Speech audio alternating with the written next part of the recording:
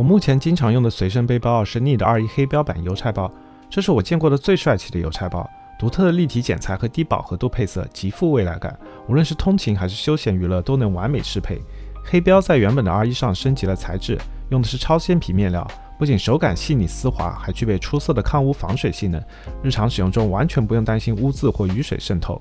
背包背带搭载了2代磁吸按压扣，一只手就可以快速打开，方便通过安检或拿取物品。尽管包体外观紧凑，内部却暗藏玄机。R1 通过多个分区实现高效收纳，磁吸翻盖打开后就是包包的主舱了。内部的平板夹层能够轻松容纳我的11寸 iPad Pro 或者小型相机。除此之外，还有2个小口袋可以收纳充电器、电线等小物。如果需要携带 Legion Go 这种大掌机出门，就可以将手柄拆下，分别放置在这2个小口袋内，避免手柄在路上晃动磕碰。主舱开口前侧还有一个隐藏收纳穴，整体比较深，可以放下口袋、补光灯、钱包等。最前面的这个3角口袋则内置了伸缩钥匙扣，让钥匙、门卡、车卡等常用物品触手可及。此外，包体的后方还有一个独立收纳区，为随身小物提供额外收纳空间。这款包包也专门为雨伞或水壶预留了收纳空间，左右两侧都能够使用，并且这个区域是独立于其他收纳空间的，因此即便收纳湿雨伞也不会弄湿其他物品。包包底部的束带打开后，除了能够扩展主舱的收纳空间，还能够挂载旅行三脚架，一个包就能满足我比较日常的拍摄需求了。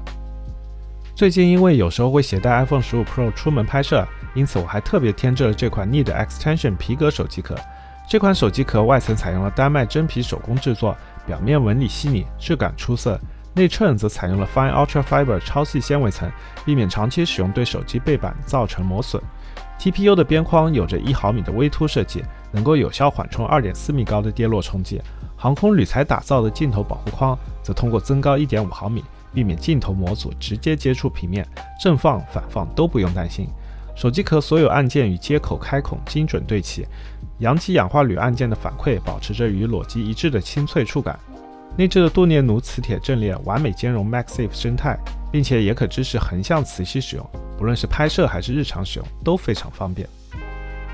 我之前用了很久有线充电板 AirPods 2代，它的音质和佩戴舒适度都还不错，但每次出门都要多带1根充电线，实在很不方便。最近我入手了 AirPods 4主动降噪版，整体体验的提升非常明显。首先得益于全新的 H2 芯片， AirPods 4在声场开阔度和低频表现上都有着显著升级，听音乐时音质已经跻身半入耳式耳机的第一梯队。其次，它虽然依旧是半入耳式设计，但硬件降噪结合自适应音频功能，能够在通透和降噪之间无缝切换，让我在嘈杂环境中也能保持安静，同时又不完全隔绝外界。再加上空间音频和头部追踪技术，每次看视频或听音乐时都能感受到环绕立体声效，仿佛置身影院一般。最让我满意的是，新的充电盒换成了 Type-C 接口，并且支持无线充电，再也不用担心忘带线而尴尬没电了。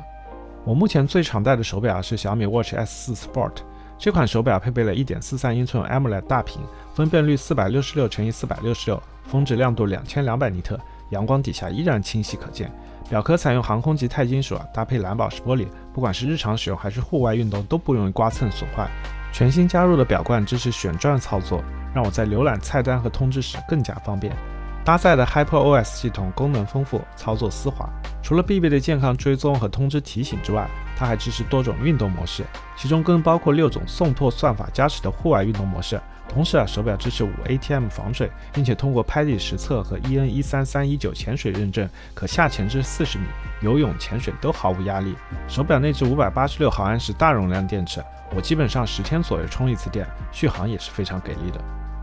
我现在随身携带的充电设备是50瓦时的斯莫格 V 口电池。这块电池原本是用于摄像设备上的，但因为体积不大，重量适中，并且 Type-C 口支持最高45瓦输出，可以直接给我的 R5、iPad、手机、掌机等各种设备充电，所以现在逐渐成为我主要充电设备了。另外呢，这款电池还带有屏幕，按一下侧门电源键就能显示电量，而当充放电时还能显示各个接口的功率，让充放电更加可视化和可控。